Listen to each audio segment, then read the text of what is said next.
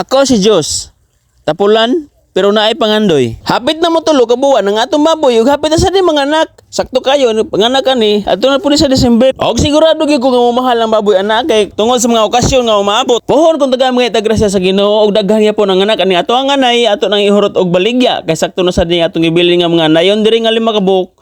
Og ikauno man kani nga bili na to nga usa nga mao ang anakay. Kung sakto ba ko sa kuwang nahibaw-an dili pwede nga lawgan og mayo ang atong mga anayon kay dili maayo nga tambok kayo ang himuon nato nga anay. Kay mo resulta daw sa mga anak og dili daw maayo ang iyahang breeding. Og sa mga nangutan na unsa kuno ang breeding sa ato ang mga baboy kay natinga na siya nganong lain-lain og color. Ang inahan ni is large white og ang amahan Durox. Ako ni siya crossover kay ingon nila nindot kuno ang breeding. Kaninda nang nabili nga mga baboy is mga babae na lang ni og kanang gilahi na ko nga usa ka buok, babae sa na siya pero ako na siyang gibalhin kay mauwahi siya sa kaon kay nagkaon niya mulitso maginom sa tubig og kansi mo siya sa upat kay nya na mo inom og tubig inighuman sa kaon. So mao dili kay siya katubo kay mauwahi siya sa upat. By the way katong gibili nato nga usa ka buok kay himuon ta nato nga butakal ako na lang pong gibaligya kay matud sa uban dili gid kuno pwede ang igsuon ra nga himuon nato nga butakal. Og suod sa duha ka buwan ka nitimbang siya og 33 kilos. Not bad sad kay wala po kay tunaw lawgi kay plano mo tanang ko ato nga atong ihawon pero na desisyonan nga ato lang ibaligya. Para sa mga bawi sa lawg. Og medyo nadugay ko sa pagpanlawg sa akong mga baboy kay akong giuna ang atong manukan. Kay bali kay nahurutan lang pagkaon og ang ilahang tubigan. Dili sa no ko maburing diri kay malingaw sa ko pagpakaon sa atong mga isda,